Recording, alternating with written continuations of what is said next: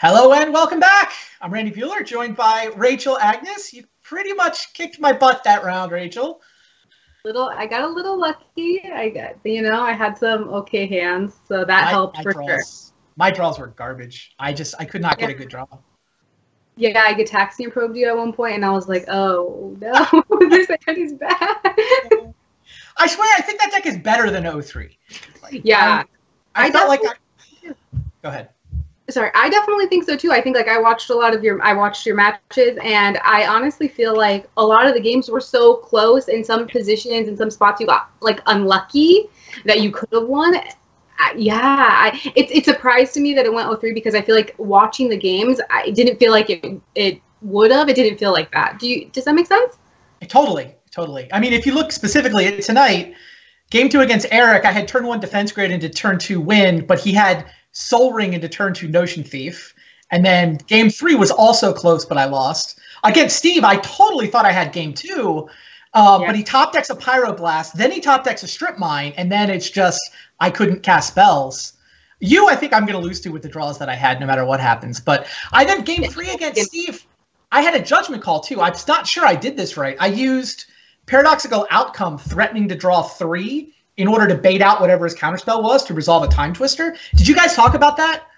We did. We were wondering, we were like, oh wow, he's going to go for kind of like a little baby value storm. And I think it was good. I think that was I don't think that was bad at all. I think me and Eric both agreed that it was good. All right. Well, Menendian immediately lost the internet. So I got to sit there and think for 10 minutes and wonder, because the time Twister, it was almost good, but not quite, right? I had 5 mana in a bargain, so I basically twisted into nothing. He obviously, I've learned, eventually twisted into everything. His hand was insane. Right. So I could have played the Twister to bait out his counterspell and then resolved an outcome for 3. So instead of both of us draw 7, I could have played it where just I draw 3. I honestly don't. It was a super close judgment call. The way I did it felt good at the time, but I kept staring at this hand that did nothing, waiting for him to come back and wondering my ways. I don't know. So I've played the deck in 5 leagues on Magic Online. I've gone 3-2 every single time. So, I mean, on the one hand, I'd like to think I can do better than 60% in the vintage leagues on Magic Online. But on the other hand, I mean, it's a solid 60%. It's not like the deck was falling apart all the time. Yeah. Well, and also on top of that, though, you are a real people's choice. That's what I was saying, is everyone was so excited to see that deck. It's like a true, I was telling Eric, and he was of the mind that that's not really like a brew. And I could compare it to all the rest of our decks. It is the only brew that we... It's the only thing resembling a brew that's been played so far. Yeah, I agree. And then I have to tell you, just because I have to get it off my chest. At that one point when I Snapcaster, did you realize that I thought I had a Flusterstorm in my graveyard that I had actually a million years ago exiled? So I Snapcaster and I'm just like, oh no. I thought you were setting up to counter the Dark Ritual that I was going to use to pay for the Flusterstorm from your hand. I thought it was cute. I had to come up with plan 2, quick, when I didn't have the Flusterstorm.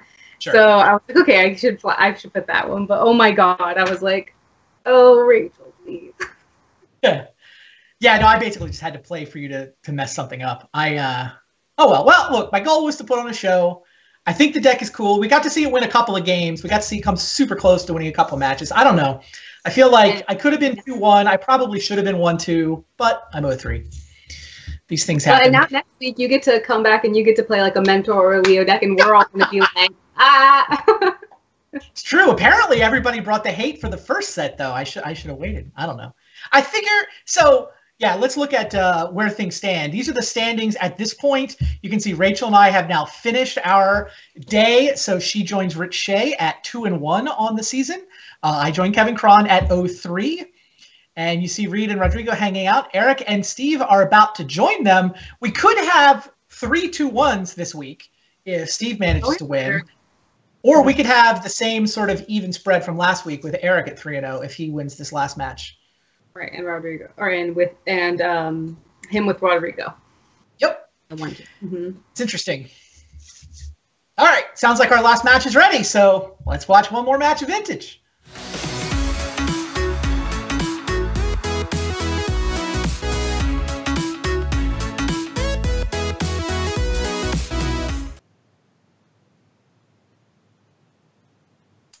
All right, here we go. One last match here in week 2.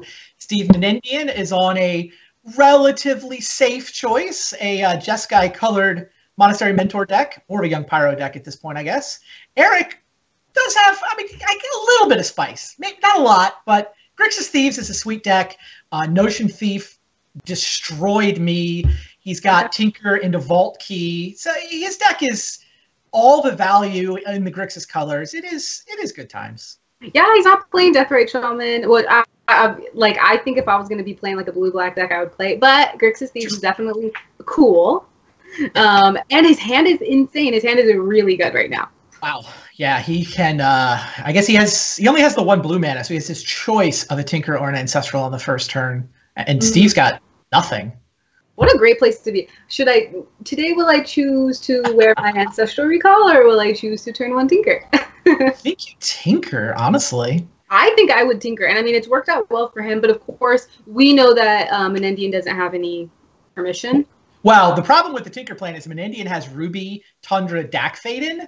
Yeah. So that Blightsteel Colossus is going to change teams. Oh, we had a Tolarian Academy? He drew it. He must have drawn it. He didn't have that. I missed the top deck. Why not everything? Let's just do it all.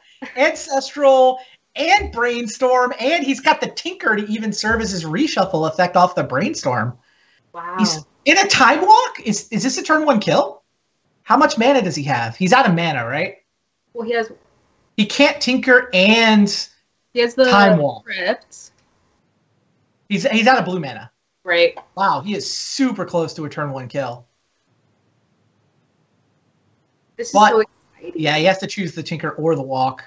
Probably he walks. Whoa, he chose none of the above. I love it. This is brilliant. He's setting up a turn where he can go Tinker and Time Walk at the same time. So he doesn't have to worry about Dak shenanigans. He can totally fade. He can fade even an in-play Dak Faden. Wow, that's smart. Oh my god. I would have just, he even had a blue floating. I would have just snapped off a Time Walk there, and Eric found a much better line. He froze good. He good. Wow. And Menendian has no idea what can happen. He probably has some idea, but... How many of you guys watching would have had the discipline to just say go, let the blue mana vanish to set up this Tinker Time Walk turn? Be honest. How many of you would have found this line? I wouldn't, that's for sure. But I'm also like that. I snap play. I'm like, play it. Wow. Yeah, wow. But he was able to Merchant Scroll for Force. Sure. Merchant Scrolls for Force. That whiteboard, that Merchant Scroll coming to play. You got to get a foil Merchant Scroll. That's just the only way to be. You didn't get to hear me because obviously you're playing, but I was able to be one of the first people who got to see exactly what you're playing. Like, it popped up. I wasn't playing you. And so your first hand was like very, very good. And I just looked at the hand and I said, this is like what I think of when I think of Randy Bueller. Like these like Tolarian Academy, Bargain was in your hand. Yep. Just like all those super good old awesome cards. I certainly have a lot of fun playing the deck. I do recommend it. Like I said, it's been 60% for me in the leagues. I do think it's real, and it's probably half a dozen cards off. Like, I feel like there's room to iterate. I didn't want to change anything because I'd already submitted my VSL list, so I just kept playing exactly the VSL 75. There's no point in changing it since you're gonna have to revert, so you might as well practice it for the But weekend. Like, I don't think the Git Probe makes the cut. I think it's probably short a land or a Mox, maybe both. Not sure the Desire is worth it. You have so many 6-mana bombs already. But yeah, I mean, there's room to tinker with it. No pun intended. Eric's going to sit on this Library of Alexandria now.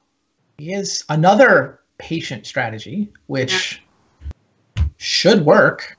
Yeah, well, it's just it's crazy because we thought Ifro was waiting for the next turn, but when he merchant scrolled, Eric had to know that there's a good chance that now he does have a forcible or he has some type of permission that can stop. Well, merchant scroll reveals. So we said, hey, I'm gonna pivot. I'm gonna do something else. I still have the tinker in my back pocket, and it's still here if I go down that route.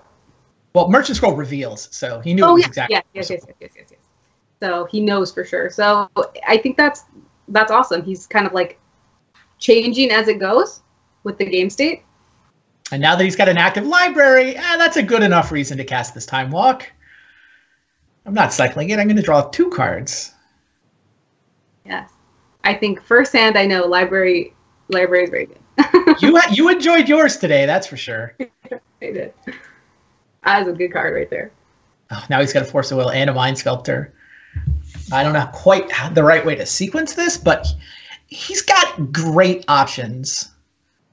Like he can go for Jace, and then either you get the Force of Will. Does he force? If he forces back, he's down to 5 cards. So this might just be bait to trade for a force and a card. The thing is he can be using the Jace as bait. I don't disagree, but Jace will also just win if he lets it resolve. So it's a perfect bait because if you don't counter it, you'll also probably lose. Oh, Steve has to force. No question there. Mm-hmm. I guess Eric can also go Mana Crypt Tinker and have Force of Will to defend his Tinkerbot. And he catches Dak on 1 counter. Menendian grabbed the Ruby to attack Eric's mana, and it means that Dak is not in a position to steal Blightsteel. Eric is like, nah, none of that. I just want my Jace. I'm willing to come off of library to get this Jace down. If Steve had another counter, he would be off the library, but Jace will get him right back on the library if it resolves, which it does. Something that Ifro took a lot of note in when we were commentating was that he knows that Menendian doesn't have a lot of pressure, so his Jace is good, although he does have the Pyro Blast, so he's aware of that. But that's something that I think he's set up to deal with, obviously, with the misstep. Yeah, I had dreams of decking Steve with a Wheel of Fortune. That was my dream. I never did get to 6. Match was frustrating. I feel like I was a decent favorite in both Game 2 and Game 3. Menendian got to live his dream against you. I'm sorry. That was so cool to see. Double emblem, no victory conditions, nothing but planeswalkers. Yes, emblems. Wow. So he has a lot of different things going on. Because we, of course, were thinking of Tinker for Blightsteel, which obviously made sense at the time, but now he has a piece of his combo. So that's another thing in the process. And just Tinker for the Vault. Mm-hmm. Yeah, Steve's thinking about what hand he wants to keep with Dak Faden, but it doesn't matter. We're basically done, right? He'll misstep the key. Eric will misstep back. Eric will Tinker for Time Vault. And I guess Steve has to slam Stony Silence here is his one dream. If he can stick a Stony Silence, that obviously turns off Vault Key. But right. Steve doesn't even necessarily know that's where we're at, right? He doesn't have the benefits of Eric's hand like we do. And then if Steve slams Stony Silence, Eric's like, all right, fine. We can go with the Blightsteel. Notion Thief can kill Dak and clear a path. Yeah. It's interesting because we take for granted that we can see the hands, but if I would have told Menendian, hey, Menendian, did you know that Froehlich had turn 1 Tinker? He could have tinkered for Blightsteel Colossus, and he was 1 off from being able to Time Walk. He would have no idea that that was going on at all. All right, Steve going for main phase snapping a Preordain, I guess? Or the Merchant Scroll if he wants to tap out. Yeah, looks like the Scroll. Yeah, I think we'll find out for sure soon enough. Yes, the Scroll.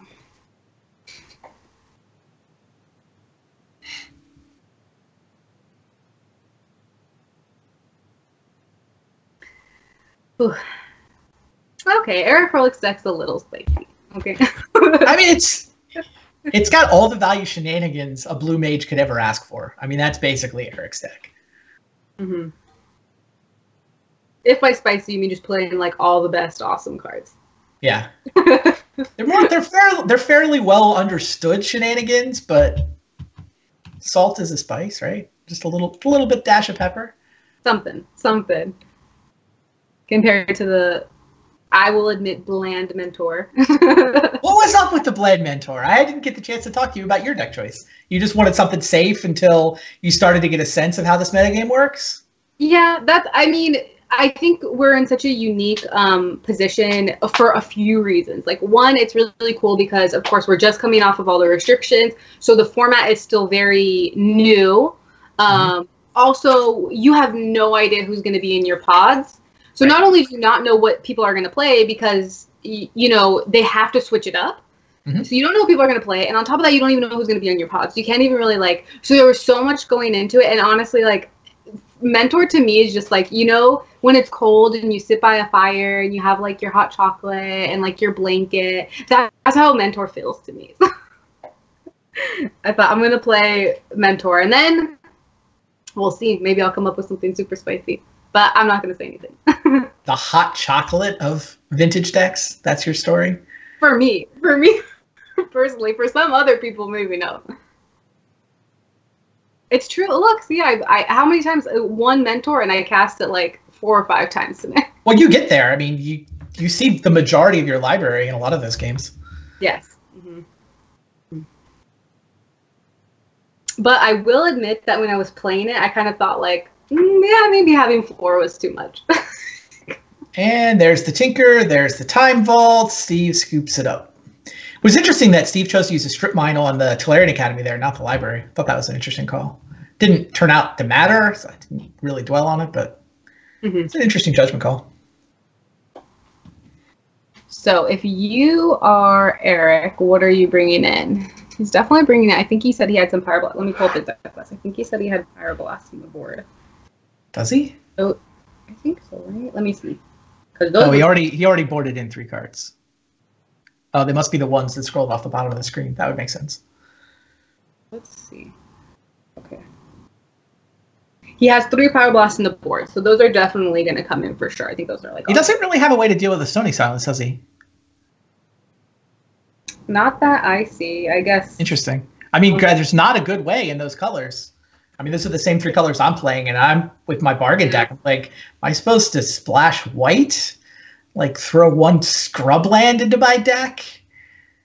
Fragmentize or disenchant on the board? Well, with you, you kind of rely on it. Like, you're really, like, the deck is really gimped if it doesn't have it. Whereas Eric can still win pretty easily without it. So but then it's a lot, of course. It's a lot easier for him to get away with just not answering it and letting his caring about it die.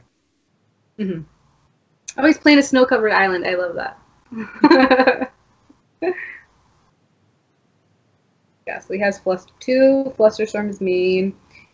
The other, his other cards, I don't see him bringing it. Maybe the Toxic Deluge, I guess, but he only runs like not that many Pyromancers, so. Right. Okay, so Menendian's hand right away. I see he has Black Lotus. It's Lotus for JVP and Brainstorm, and your Brainstorm better hit a land? Yeah. Well, I mean, you probably will, right? It's an interesting, like, do you keep that? He has no red mana for the 2 Pyroblasts, and his Stony Silence shuts him down to 0 mana.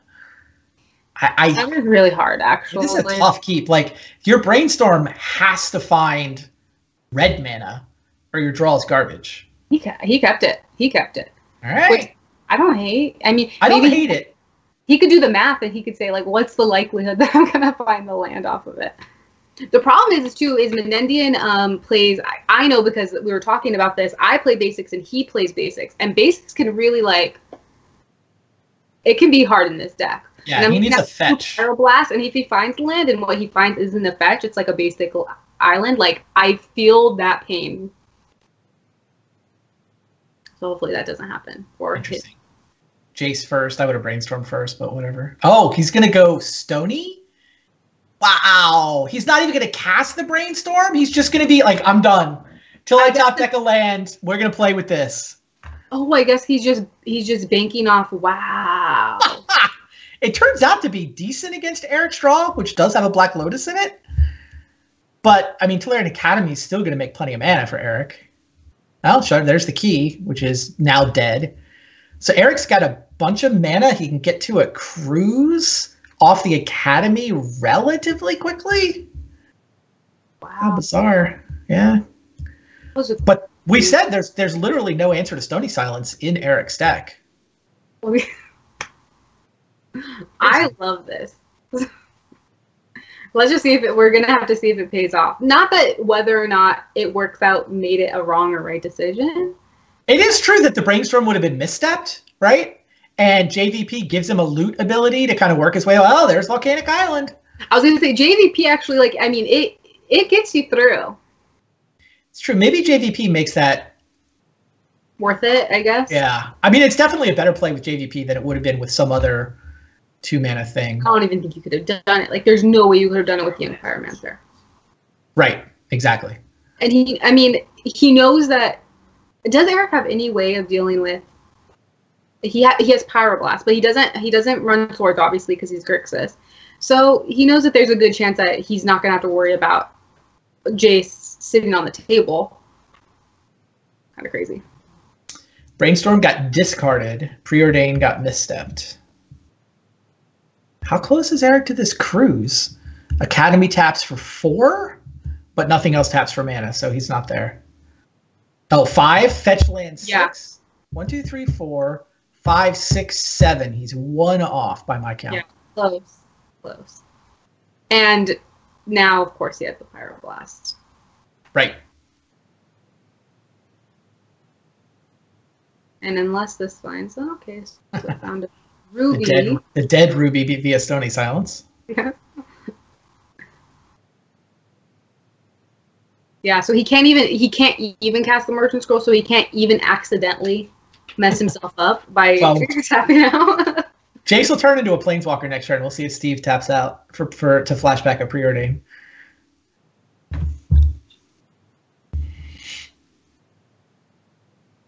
It ended up. This game ended up very interesting. It did. Not how I thought it was going to go at all. That's the awesome thing about Vintage, though. It has some of the weirdest, most like unique board states that you can't imagine. Discards the Snapcaster, not the Plow. That surprises me a little bit. Jace keeps ticking up. Steve showing no interest in tapping out. Vault Key has been assembled. In other words, those are all islands. It's on the yeah, it's on the board. Here's a Sky Diamond. 2 mana, comes into play, taps for blue mana, right? Sounds like Sky Diamond to me. Yeah. I mean, he does get the blue mana right away from the Academy, so it's not really Sky Diamond. Talisman wasn't there, yeah. Dang, Jace. Jace proving that even when it's not Jace the Mind Sculptor, is still very good. I think someone was saying with the new rule, I want to see someone build like an all Jace deck. Jace Tribal? Yes. Like Jace the Mind Sculptor, Baby Jace, JVP, I guess the Architect of Thought. Interesting. So Eric can go for Cruise with Pyroblast backup now, but that doesn't help him versus Steve's Pyroblast. But now Steve has a misstep as well. Yikes. Eric can also just Pyroblast Telepath Unbound. That's true. He can do that, which will definitely, I'm sure, happen. None of the above. Let's Steve into his draw step.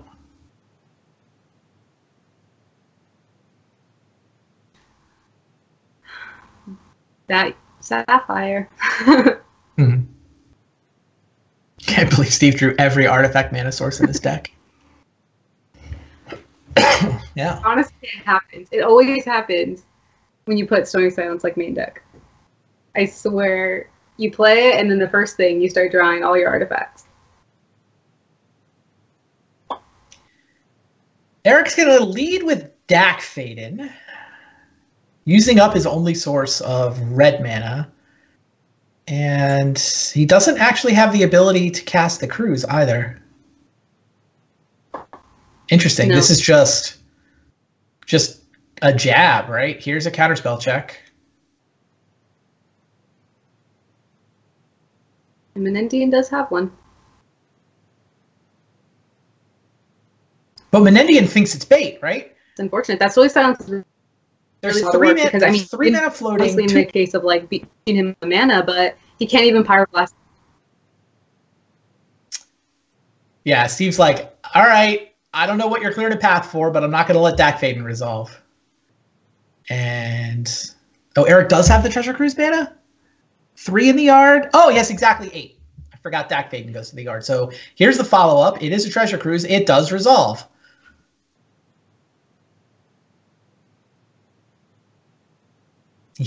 Funny, he could only cast the cruise if Dak got countered. But of course Dak was going to get countered. Okay, so I came back and now Cruz has resolved. I see what has happened.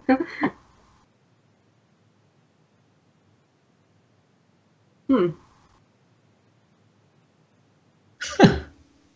mana situation in this game is hilarious. Steve's Stony Silence Gambit.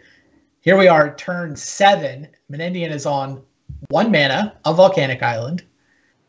Eric, despite having 5 artifacts turned off, is on 9 mana with another in his hand.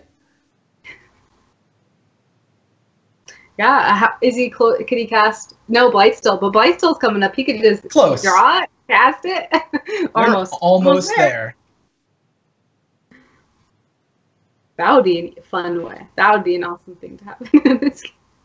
Yeah, Eric's gonna cycle his Time Walk. He doesn't really want Menendian to draw lands. And Menendian continuing to tick Jace up, which I'm sure Eric is thinking, okay, Steve really cares a lot about having the Volcanic Island untapped, so he's got to put Steve on exactly Pyroblast. Steve is like, I'm tired of leaving my Volcanic up. I will settle for a card. Pyroblast? Okay. Now that Steve is tapped out, Eric wants to Pyro the Jace, but there's that misstep. He is trying to make the best out of it. He is trying to figure out the exact right line. It's just sometimes the cards don't match up. Now Steve has a Force of Will. I mean, Eric's kind of flooded. Eric's draw is basically he had a draw that would let him assemble Vault Key really quickly with a little bit of defense, but the Stony Silence just means Eric's super flooded. It's weird how Stony Silence created a mana flood, but somehow that's the game we're watching. Yeah. Absolutely. It is a very weird game. But when you have cards like Stony Silence, they make for odd games. Brainstorm found a fetch land and a threat. Yeah. Swords to Plowshares on the other side, but no white mana. Of course, you sit on Notion Thief. Got to take full advantage of Flash. Try to get him as a response to something. Oh, Emblem time. Telepath Unbound. Going ultimate. Steve's victory condition is I'm going to cast. What's it going to take? 6 spells? 7 spells? Probably 7 spells. 7. He's at 38, right? How much is he? Eric says, I can win faster than that with Notion Thief. I bet. Steve's like, nope, I still have a Force of Will. By the way. Wow. Now Eric just untaps. Empty. Cards in hand. He needs to crack the fetch land to shuffle away the Brainstorm garbage. Steve did not do him the favor of milling them away. Top deck says no.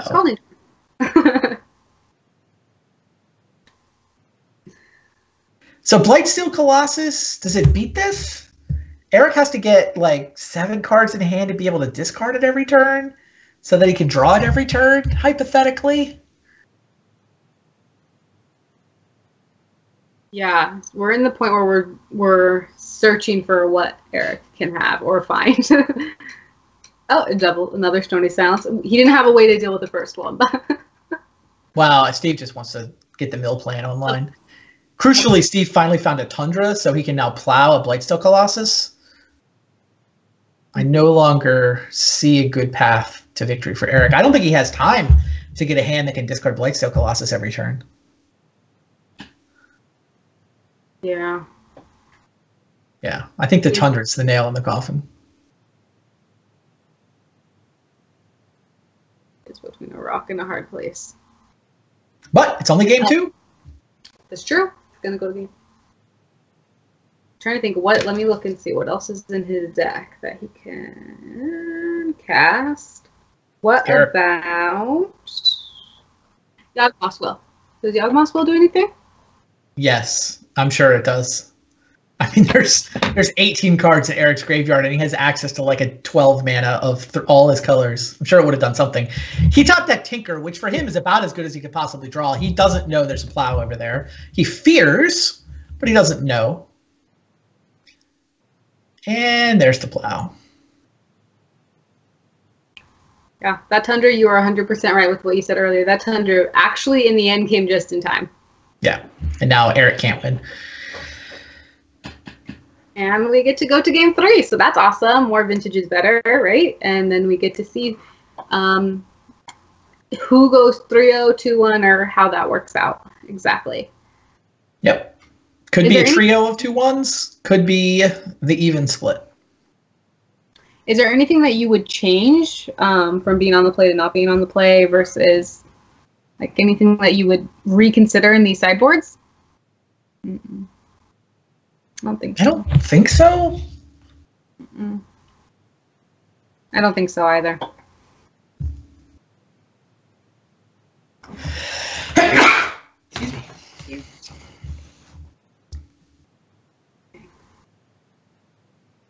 Jace was good last VSL, good this VSL already.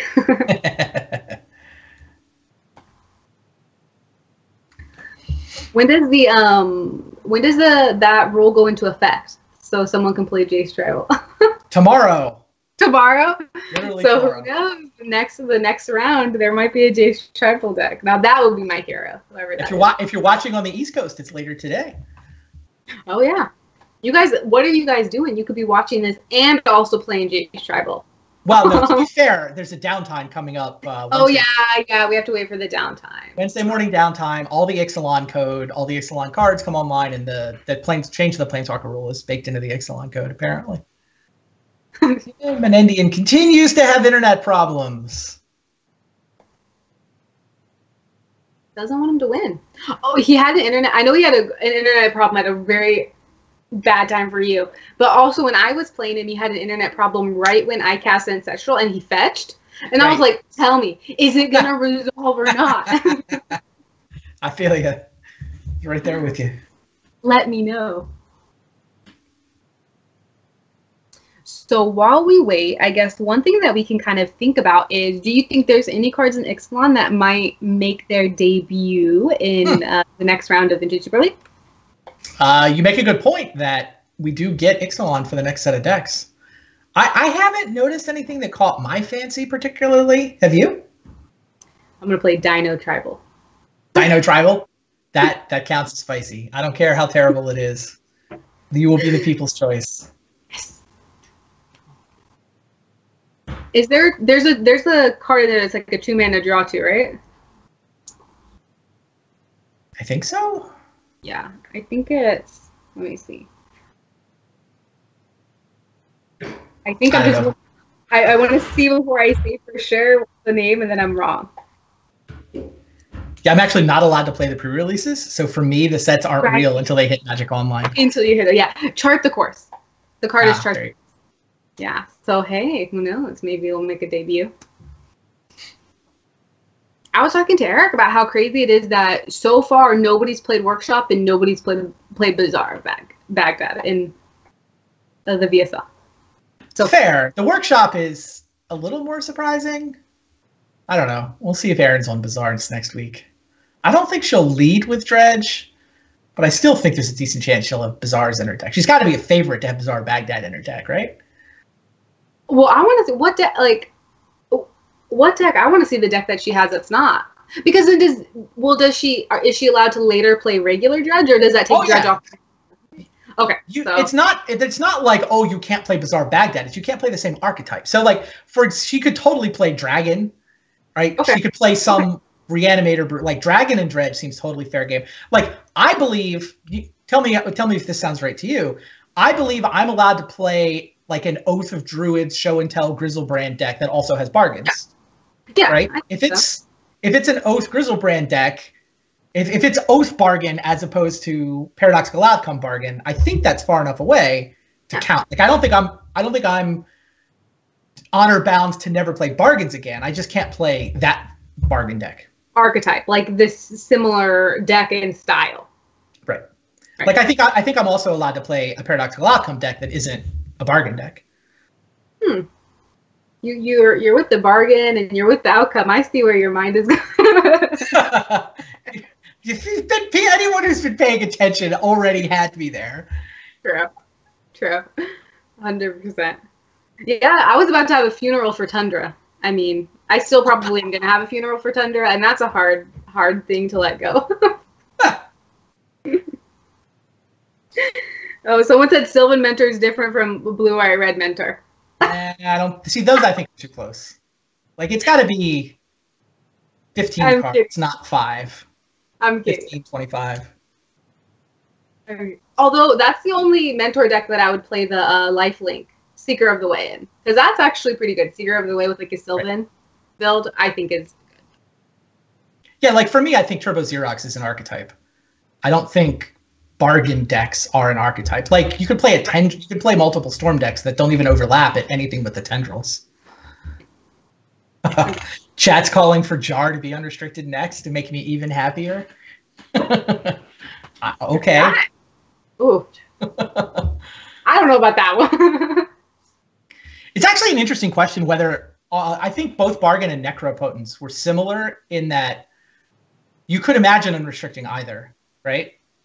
Like I'm not convinced that the Bargain unrestriction is actually safer than a Necropotence restriction. I think so. Like, I think it is. Safer? Yeah. The card is so much more powerful than Necropotence. Like if you put Bargain onto the table, you should. I mean, look, obviously it costs twice as much, but the difference in power level is insane. I don't know. Necro, like, you always have to say go. Like you get to Necro of a hand, but then you have to say go. But you can like Dark Ritual and then off Dark Ritual like hit like cast Necropotence. I understand. I don't know. Let's do it. Let's unrestrict it and see what happens. Yeah, I just like I've had this theoretical conversation before, and it's not clear to me which of those cards is safe. I mean, it may be that Bargain is safe, right?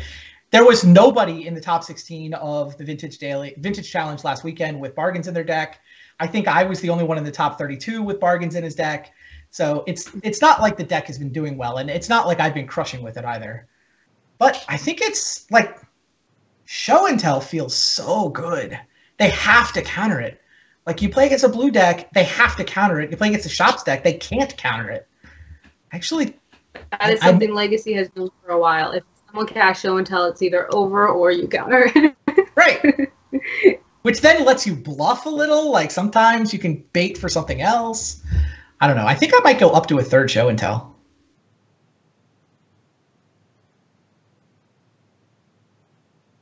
What do you think about restricting Misstep? I know there's a lot of people out there who think that Misstep should be restricted. It would be a very radical change, but I think the card is kind of dumb, so I'm not opposed. All right. Menendian is back in the house. We have a game 3 ready for you guys. We don't have Steve's hand cam back, but Misstep's the Soul Ring. Yeah, we'll just play from Eric's point of view. Eric is probably just going to put this Time Vault on the table. Hey, hand cam reveals some restricted cards. Oh. So he's got a third of the Power 9 in his hand. A lot of restricted cards. I know the turn 1 Mentor. This isn't supposed to happen anymore. What's up with turn 1 Mentor? Hey, Ifro did have turn 1 Tinker with Force backup. It's true. So it's okay that he gets turn 1 Mentored, right? That's just he also had turn 2 Notion Thief multiple times against the combo deck. This is just sack Lotus for Monastery Mentor, cross your fingers, and then Ancestral, right? I would totally 100% do that. Like, he's going to lead with the Ancestral. He figures maybe Eric will force a will this, and I've cleared a path from him. Wait. Where's the white mana? What did he do? He doesn't have a white mana. That's a volcanic island. I know. Yeah. That was the only thing. Oops. And he could have lived the dream. I don't know. This Maybe he can't be was not his. planning on it. Like I guess now he can walk and then play Dak, but I would have rather obviously had Mentor. I think that was just a mistake. I don't think he realized that the Lotus was his source of white. Yeah, I guess. I mean, maybe he just really wanted to Dak, maybe steal the time vault because he's afraid of a key coming down. Yeah, he can definitely. But maybe.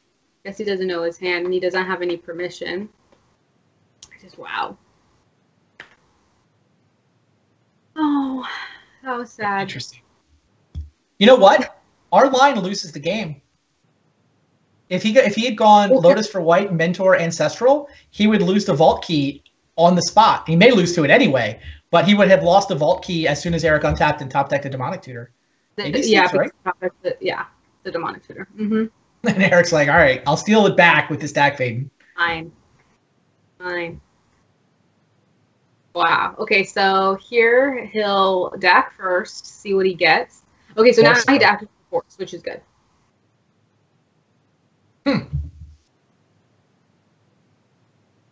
He can, okay, so here he can time walk. He can still back the wall if he really wants to. Funny. I mean, the fact that Eric stole it back says something. Right. This might be time walk. Well, he has to sacrifice his Dak this time. Yeah, I don't think he'll steal it back. He also has Force now, so he has some type of interaction. And hilariously, I was trying to figure out how Young Pyromancer was going to factor in, but I forgot it's Steve. Young Pyromancer's in the graveyard, of course. First chance he had to discard it's a creature? Yeah. I don't want that. And you have Mentor. Even if you're not going to cast it in any time in the future, like near future, you have it if you want to. And you'll eventually get the white mana when you're digging with Dak, I'm sure. There we go.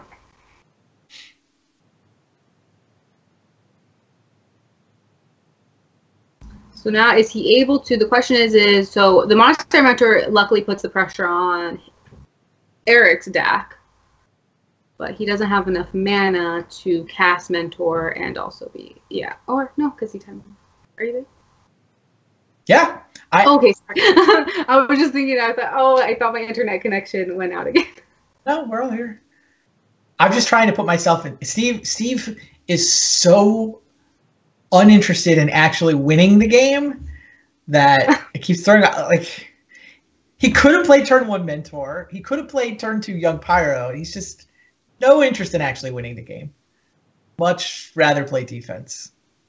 Control and you will win, I guess. Yeah, no, he's got to be a huge favorite from here, right? Eric is on one card. Granted, it's a very good card, and it would single-handedly win the game if it resolved. Well, it would win the game if it resolved via Voltaic Key. But Steve's got the Force of Will and the Misstep, and he could cruise now. Wow, he discarded the Mentor? Oh my god. Oh, I don't... One way to play defense is to deny them their draw step, Steve. Sometimes the best defense is an offense. You know what I'm saying? End the game. I respect it. I respect it. I mean, I can't believe he didn't cast Monastery Mentor. But I do respect that. No, look, you gotta admire the guy. He sticks to his guns. He plays consistently. He's still a massive favorite to be 2-1, tied for second in the league. We may not get a 3-0 tonight. It's true. Ooh, and a Pyroblast. It keeps getting better. That Goulet is good right now. If we had the little bar where it says like who's favored, it would be Menendian. Right, but how much? 80%, 90%, more? Less without the Mentor, in my opinion. But he didn't even bother leaving it in the graveyard. Well, I guess he can't get it back anyway. It's been exiled. Yeah, I was like, I don't think he has anyways. Wow. Interesting. Another tutor. Doesn't want to cast the vamp. I'm trying to think if there's a way that we can cobble how Eric wins. The Pyroblast is hard because if he wonder if he could have baited misstep with Vampiric Tutor. Like Eric didn't really want to 2-for-1 himself, especially when he's in this. He's so far behind. Mm-hmm. But he might. I wonder if Menendian would have misstepped it. He might have. Thus clearing a path for the key. You have to force it, right? If you're a Menendian, like you have to. You see the DT. Yeah. What's he gonna get? Menendian figures I've got a misstep as a much better solution for the key. True. Like Menendian's expecting Eric to get a Voltaic key, and he figures I'm just gonna misstep it. Why would I? And also, like getting them, even if it's not the key, getting another threat out of Eric's library. I don't mind Steve letting that DT resolve. I would have as well. It's not if Eric had a land that was going to be game over, then fine. You probably have to force a will the Demonic Tutor. Right. But it's not like there's a land. Okay. Yeah. I like the way Eric went for Notion Thief. Like when Menendian pauses and thinks about the DT, but then lets it resolve, like your key is not winning you the game right there. No yes. Yeah, so he decided to go with something different. Yeah. Which also is not probably going to win in the game, but it gives him a better chance.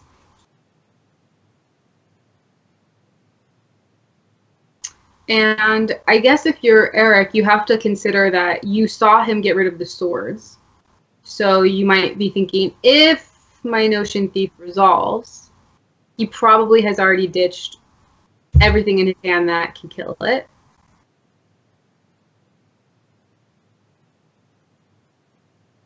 You saw him get rid. All right, Steve's going to go ahead and put Stony Silence down so he doesn't have to worry about Voltaic Key. Fair enough. Wow. Man, this deck is so good that Menendian's playing. Deck is awesome. Did you look at how different is it from your version? Oh, we're very similar. He plays. He has more. He actually has more win conditions than I have, because he plays Young Pyromancers. I don't play any Young Pyromancers. Oh wow. Okay. But other than that, very, very, very similar.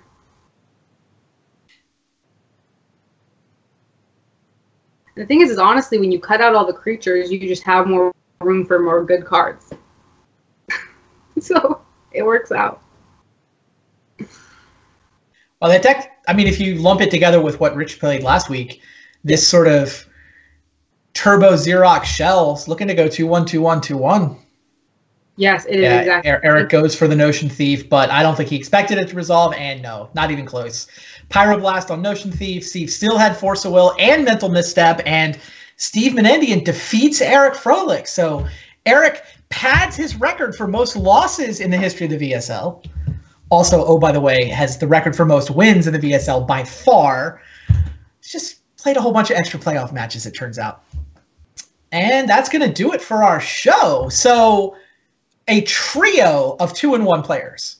You, Steve, and Eric, you each split your heads-up matches, but all three of you beat me. So 4 players at 2-1 on the season now. Reed Duke all by himself in first place. Got to be feeling pretty good about that. Kevin, Rodrigo, and I definitely have some work to do in the next set of decks. Well, we have a lot of rounds left, and the thing is, it's only going to get more interesting because as people start kind of moving through the more traditional decks and moving through what everyone knows they will or won't play, you start seeing a lot more creative stuff come out. For sure. What are you looking for? Anything particularly creative next week? We've got 4 players left that we haven't seen, right? 4 more decks from the first set of decks. Next week, it's going to be Bob Maher. It's going to be David Williams, Aaron Campbell. Paul Rietzel's got to have something spicy, right? Yes, I think for sure, everyone, you have to tune in next week because I think if there's going to be like a super spicy round this first time around, it's going to be this one because honestly, I have no idea what Rietzel's playing. Like, I can't even imagine what he's playing. He has a million things he could play. Same thing with Dave Williams. He's always played really cool stuff. We have no idea what we can see out of Erin. Obviously, she's known for Dredge, but A, we haven't seen Dredge yet, and B, she might not choose to play out the first time go around. She might save that for a little bit later. And then Bob could also kind of be on anything. They all have really huge ranges. So completely agree. Yeah, that should be a fun show. That will be next week's show. Same time, same place, 5 o'clock next Tuesday. And then after that, we shuffle the groups up. Everybody submits decks before any of us see the schedule, and then we run it back. Do that 3 times. Once everybody's played 9 matches, that's when we start talking about the playoffs. Well, that was fun. I feel all right. Well, my goal, I just didn't want to go 0-3. Somehow, even at 0-3, I still had fun. Deck's a lot of fun to shuffle up, even when you're losing. It's very sweet. It's a super sweet deck, and like I was saying, it didn't feel like it really went 0-3. I mean, technically, but you had so many super close games, and there was a little bit unluck, a little bit lucky on the other side. It definitely wasn't like a bomb deck. Like, it didn't bomb. It did well. Sort of, for some definitions of well. All right, I think we're going to call it there. I got some tweaks to make and some vintage leagues to go dive into. So hope you guys will come back next week. We will see you then. Thank you.